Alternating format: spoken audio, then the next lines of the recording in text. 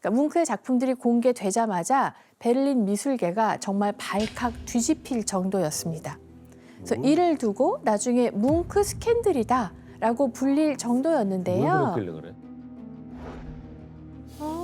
섬뜩해. 너무 소름 끼치는데요. 무서워. 저도 혹평할 것 같아요. 이거는. 이건 환상이란 작품이고요. 난 좀 무슨 그래. 무섭다. 얼굴도 무섭고. 아 이거 짠 거 아니에요?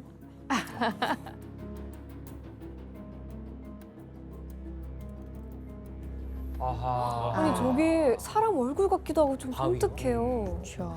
삐에로 얼굴 같기도 하고.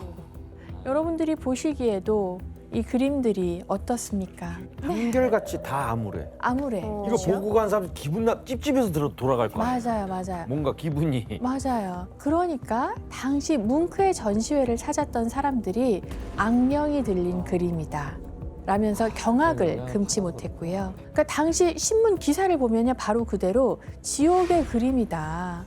보는 것만으로도 불길한 기운에 전염될지 모르니까, 집에 안 걸고 싶을 것 같아. 그렇죠. 관람에 주의해야 그쵸. 한다. 집에 안 걸고 싶어. 게다가 독일 프랑크푸르터 신문에는 완전히 미친 사람 하나가 그러니까. 고상한 부르주아 미술가들 사이에 난입했다. 아. 이러면서 이제 미술이 위험에 빠졌어. 이런 식으로 기사가 실렸습니다. 저 당시엔 뭔가 아름답고 예쁜 것만 그렸을 것 같아요. 그렇죠. 그러니까 동료 화가들도 이런 쓰레기를 당장 치워라 라고 화를 냈고, 평론가들은 습작이라고도 할 수 없는 이런 졸작을 냈다, 이런 반응을 보였습니다. 그러니까 심지어는 이건 미술도 아니야. 미술과 아무런 관계가 없어. 언급할 가치조차 없다는 이야기까지 근데 나왔습니다. 이런 거 지금 몇십억, 몇백억 할 거 아니에요? 그렇죠. 당시에 사놨어요. 교수님 근데 베를린에서 뭉크의 샀어야 그림이 되는데. 그렇게까지 혹평을 받았던 이유가 또 있나요?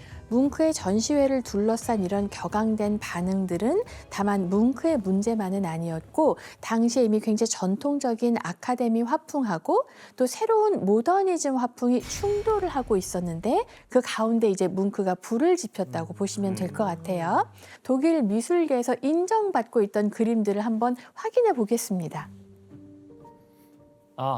완전 다르네. 아. 근데 너무 이해가 되게 되시잖아요. 친정부적인 그림이네요. 그렇죠. 이 그림은 이제 안톤 폰 베르너라고 해서 전통 아카데미 화풍을 대표하면서 당시 독일에서 가장 성공한 화가였습니다. 그 되게 사실적인 뭔가 그런. 그렇죠. 예. 굉장히 사실적인 역사화를 그려서 각광을 받았고요. 그럼 내가 봤을 때 그 추천한 사람이 아기가 있네. 너 한번 확 죽어봐라 하고서 추천한 것 같아. 싹을 자르려고. 이거 누가 그린 근데 거야? 이게 그림이에요? 요거 그림이에요. 사진 같아. 아니, 그렇죠. 이게 이게 바로 직관적으로 이해가 어떻게 되니까. 네. 요거는 진짜 신기하다. 뭉크와 같은 선생님 아래서 공부했고요. 당시에 인기가 굉장히 많았던 구스타프 벤첼이라는 화가의 작품입니다. 아, 최소한 성이라도 있잖아요. 네. 성이라도 보이잖아. 리얼하다 리얼해. 이런 스타일은 리얼리즘이라고 해서 파리에서는 구스타브 쿠르베가 30년 전에 이미 하고 있었던 스타일이에요. 그러니까 이미 30년 전에 파리에서 유행했던 스타일이 독일에서는 아직까지 유행을 하고 있는 거죠. 30년 전이나? 독일은 모더니즘 화풍이란 어떤 미술의 발전이 상대적으로 굉장히 더뎠습니다. 그러니까 특히 독일에서 뭉크가 이런 그림을 선보였을 때 더 충격적인 반응을 이제 받을 수밖에 없었겠죠. 근데 비교해서 보니까 확실히 아예 다르네요. 너무 너무 다른데 그 전시회 중단은 뭐 누가 어떻게 뭐 이렇게 이루어진 거예요? 이렇게 이제 사람들이 막 논란을 하니까 당시 이제 미술협회라는 게 있었거든요. 이제 베를린 미술협회의 회원들이 투표를 하게 된 거예요. 폐쇄에 대한 찬성이 120표, 반대가 105표가 나왔어요. 그래서 뭉크의 개인전은 결국 일주일 만에 중단이 됐고, 이것이 뭉크 스캔들이라고 불리는 사건의 전말입니다. 그런데 자신과 작품을 둘러싼 이렇게 격렬한 반응에 대해서 뭉크는 어떻게 생각했을까요? 대충 만족했을 것 같은데. 그래도 일주일이나 했잖아요. 원래 한 10일 돼 있는 거 아니에요? 전시회? 한 3일 일찍 닫은 거 아닌가? 자, 뭉크가 이 일을 겪고 이모한테 보낸 편지가 있는데요. 규현 씨가 한번 읽어주세요. 제게 일어날 수 있는 최고의 일이었어요. 이보다 더 좋은 광고는 바랄 수도 없답니다. 거봐, 좋아하잖아, 거봐. 이제 전시가 개막되고 새로운 경향 때문에 이성을 잃은 끔찍한 원로 화가들이 많기 때문에 제 전시가 엄청난 분노를 사고 있답니다. 하지만 젊은 화가들은 모두 제 그림을 아주 좋아해요. 와. 이 편지 내용 중에서 중요한 거 하나가 젊은 화가들이 뭉크의 작품을 좋아했다는 겁니다. 그리고 확 각인됐을 것 같아. 네.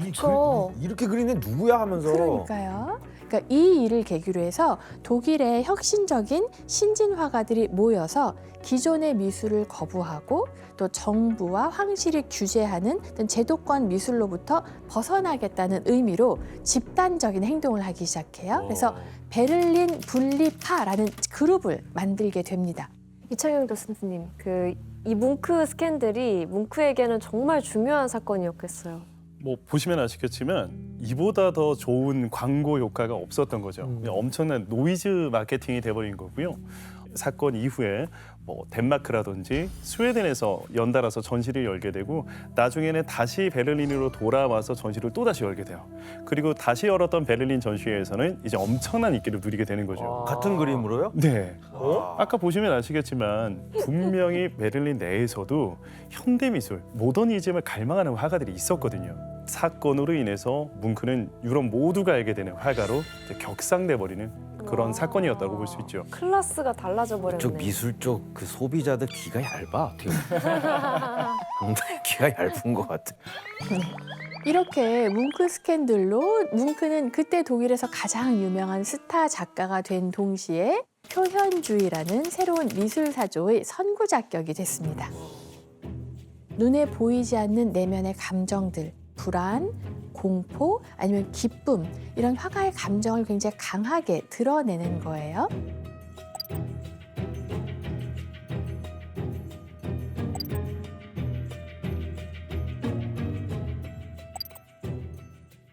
그런데 한편 뭉크가 독일 화단에 충격적인 이슈를 던지면서 아티스트로서 한 단계 더 진일보한 전시를 기획하게 됩니다. 그게 바로 1893년부터 생의 프리즈라는 연작을 그리기 시작한 거예요. 이 생의 프리즈를 두고 뭉크는 삶과 죽음과 사랑에 관한 시라고 표현했는데요. 사랑의 시작에서부터 소멸, 그리고 인간이 겪는 불안과 죽음같이 삶의 다양한 모습들을 시리즈의 형태로 표현을 했습니다. 그런데 뭉크의 생의 프리즈 연작 가운데 뭉크의 기념비적 작품이자 현대미술사를 대표하는 바로 이 작품이 포함되어 있습니다. 절규. 절규입니다. 와. 저게 1,300억이 넘는다는 거죠. 이거 말고 이제 요거랑 똑같이 생긴 파스텔 스케치였거든요. 오일 스케치였거든요. 얘는 아마 값이 없을 거예요. 근데 이 절규라는 작품을 보면 어떤 감정이 드세요? 그냥 깜짝 놀란 것 같은데. 진짜 공포? 그렇죠. 절규는 현대 미술사에서 엄청난 화제와 영향을 미친 작품인 만큼 이를 둘러싼 많은 의문과 미스터리들이 존재합니다. 그럼 지금부터 절규를 둘러싼 미스터리들을 하나씩 풀어가 보겠습니다. 미스테리. 미스터리가 있어요? 먼저 절규 속의 패닉 상태처럼 보이는 이 앙상한 모습의 남자는 대체 왜 이렇게까지 절규를 하고 있는 걸까? 뭘 보고 절규 놀란 것 같기도 하고. 뭉크가요, 해질녘에 한 언덕을 산책하다가 문득 굉장한 불안감을 느낍니다. 그리고 그 감정을 고스란히 이 그림에 담아낸 거거든요. 갑자기 공황장애가 왔을 수도 있겠네요. 그렇겠죠? 아니면 그래서 전쟁 아닌가? 환영을 벗다든가. 음. 이때 뭉크가 구체적으로 남긴 글이 있어요. 어떤 감정이었는지 규현 씨가 한번 읽어주시죠. 해가 질 무렵 나는 두 친구와 길을 걸어 내려가고 있었다. 갑자기 하늘이 피처럼 빨갛게 변했다. 극도의 피로를 느낀 나는 멈춰서서 난간에 기댔다. 불의 혓바닥과 핏물이 검푸른 피오르 해안을 따라 퍼져갔다. 내 친구들은 공포에 몸을 떨며 뒤처진 나를 남겨두고 계속 걸어갔다. 그때 나는 거대하고 무한한 자연의 절규를 들었다. 되게 극심한 공포에 시달리고 있는데. 그렇죠. 그런데 뭉크가 남긴 글을 토대로 추측을 해보면요. 절규 속의 남자는 이 남자가 절규하는 게 아니에요. 응? 자연에서 갑자기 비명을 들은 거예요. 그 비명을 듣고 괴로워하는 거죠. 그런데 귀를 막아도 비명 소리가 멈추지 않고 그림을 보면 남자의 어떤 절규가 눈과 입을 통해서 터져 나오는 것 같아서 마치 이 온 세상이 절규하는데 그게 내 몸까지 뚫고 들어와. 이런 모습이에요. 그러니까 그 해가 지고 있는 노을의 풍경이 피처럼 보였고 그 자연이 절규하는 것처럼 들렸다는 거네요. 네, 많이 오해하시는 게 이렇게 하고 있다고 생각을 하는데 이게 아니고 이거죠. 아, 귀를 귀를 막고 막고 있는 있는 장면인 거죠. 그렇구나. 유진 선생님, 그 당시의 뭉크의 그런 정신적 상태가 어땠던 거예요? 공황 발작이었다고 저는 생각이 돼요. 그러니까 이 메모를 보면 해가 지고 있었고 하늘이 핏빛으로 변했다. 이 평범한 상황을 공포스럽게 핏빛으로 이렇게 느끼는 부분도 공황 발작의 증상 중에 하나고, 공황 발작이 있을 때 환자분들이 굉장히 어지럽고 좀 쓰러질 것 같은 느낌을 받으시는데, 그래서 멈춰서서 난간에 몸을 기댔다도 아마 공황 발작의 그런 증상과 관계가 있지 않을까 생각이 들고, 이 메모뿐만 아니라 뭉크가 살아생전에도 계속 두통이나 어지러움, 현기증을 평상시에도 많이 느꼈다고 하거든요. 그래서 뭉크는 불안장애의 일종인 공황장애를 앓고 있지 않았을까 생각이 돼요. 그렇다면 뭉크의 역작인데 이 절규가 발표됐을 때 당시의 반응은 어땠을까요? 그래도 이미 조금 스타가 됐으니까 스타의 작품은 다 좋게 보이는 그런 게 있잖아요. 근데 이것도 집에 걸긴 좀 그럴 것 같아. 맞아요.